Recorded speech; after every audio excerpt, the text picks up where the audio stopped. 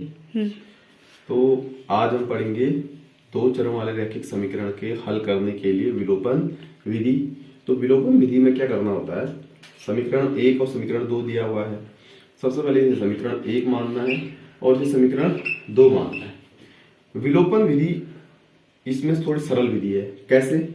इसमें करना क्या होता है, कुछ भी ज्यादा नहीं करना है।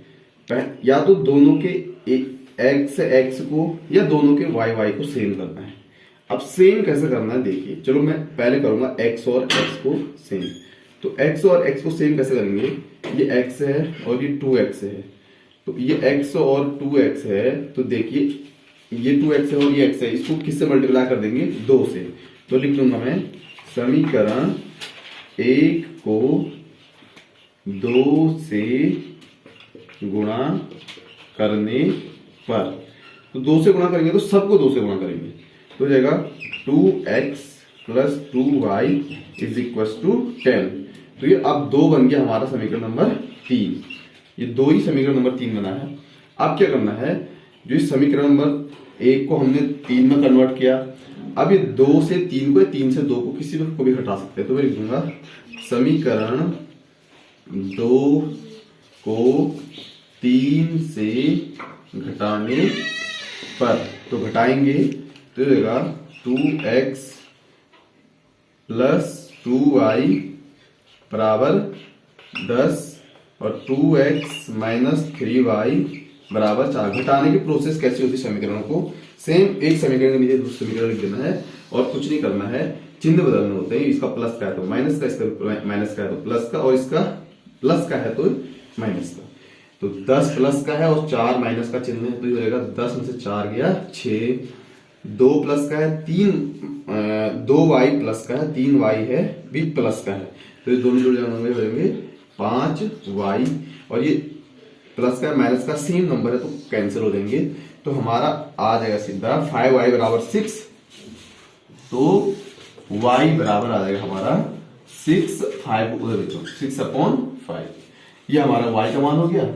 अब सीधे सीधा क्या करना है, इस y के मान को, y का मान समीकरण नंबर किसी में रख लो, मैं एक में रखता हूं, एक में रखने पर तो रखेंगे x plus 6/y equal to 5, और क्या हो जाएगा x बराबर 5, ये उधर जाएगा तो माइनस का 6/5, ये फ्रैक्शन मान लो, 5 5 25, 6 6/5, तो ये हो जाएगा x बराबर हो जाएगा 19/5। तो देखिए विलोपन विधि थोड़ा सरल विधि है। करना क्या है, सबसे पहले दोनों समीकरण में से एक समीकरण में x या y के मान को सेम करना है। ठीक है, वीडियो में ध्यान था बेटा, तो मत करना। स्टार्ट।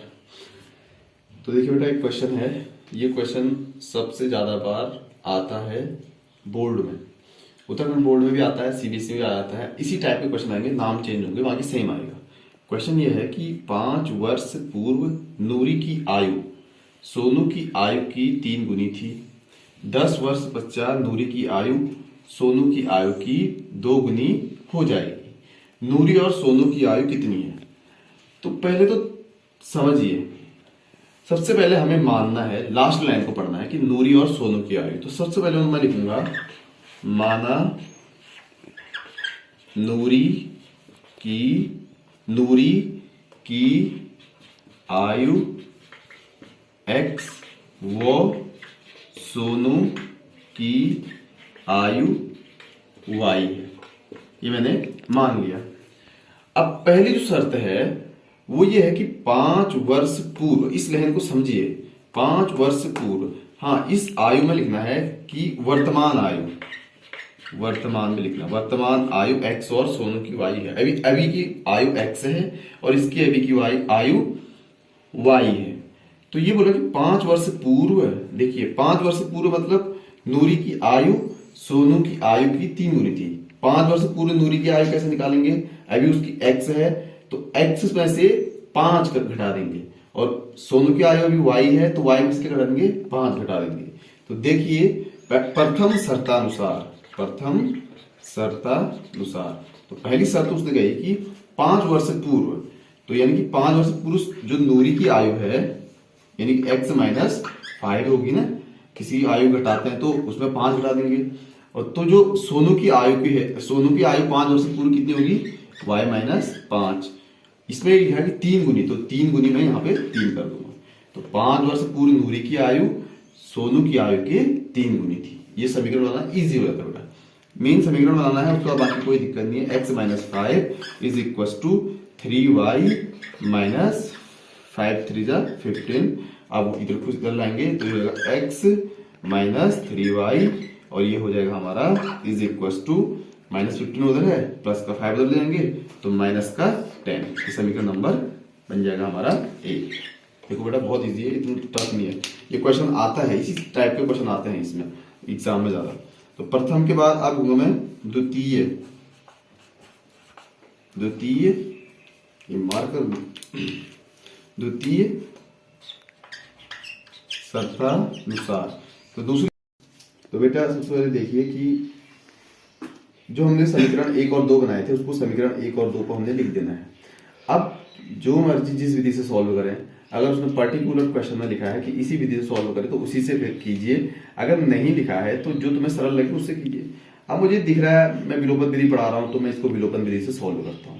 तो विलोपन विधि में सबसे पहले क्या करना, मैंने क्या बोला है, या तो x और x को सेम कर दो, सेम चिन्ह और सेम नंबर बिल्कुल एग्जैक्ट, या y को सेम कर दो, एक जैसा कर दो। जैसे 3y है, ये 2y है, अलग अलग है। अब यहाँ देखो x और ये x है, मुझे जो अच्छा लगता है वो x और x को सही करना लगता है। तो देखिए x है, ये भी x है, दोनों का सेम है, चिन्ह भी दोनों का प्लस प्लस का है और दोनों क्या है, बराबर मान है। तो इनको किसी से गुणा करने की जरूरत ही नहीं है, सेम है, सीधे सीधे घटा दो। तो मैं लिख दूंगा समीकरण 1 को 2 से घटाने पर, मैंने इसलिए घटाया डायरेक्ट क्योंकि ये हुआ है इन दोनों के x और x वाले क्या है, सेम है। विलोपन विधि में यही देखना होता है कि ये पहले वाले सेम हो, ठीक है। तो ये देखो x minus 3y is equal to minus 10, x minus 2y is equal to 10। तो अपॉन में करेंगे तो ये माइनस हो जाएगा बेटा, प्लस हो जाएगा और ये माइनस हो जाएगा, घटाना रहता है कुछ नहीं होगा। ये दोनों सेम में कट जाएंगे, 3 में से 2 गया, ये बचेगा खाली माइनस का y। अब देखिए माइनस माइनस का माइनस 20, दोनों का चिन्ह सेम है तो माइनस से माइनस गया।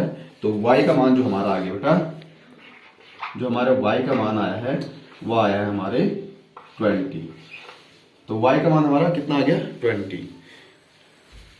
तो अब देखिए इसमें y का मान हमारा 20 आ गया। अब से सीधा y का मान कहाँ रखेंगे, y का मान समीकरण किसी में रख दो, 1 में रखने पर, तो रख देंगे तो जाएगा x माइनस 3y, यानी कि 3 को 20 से मल्टीप्लाई करेंगे तो हो जाएगा 60 इज इक्वल टू माइनस 10। तो x इज इक्वल टू जाएगा माइनस 10 प्लस का 60 जाएगा 50, यानी कि x का मान कितना है 50 हो गया। तो देखिए बेटा अब हमने y किसको माना था, y माना था y, अरे बाबा।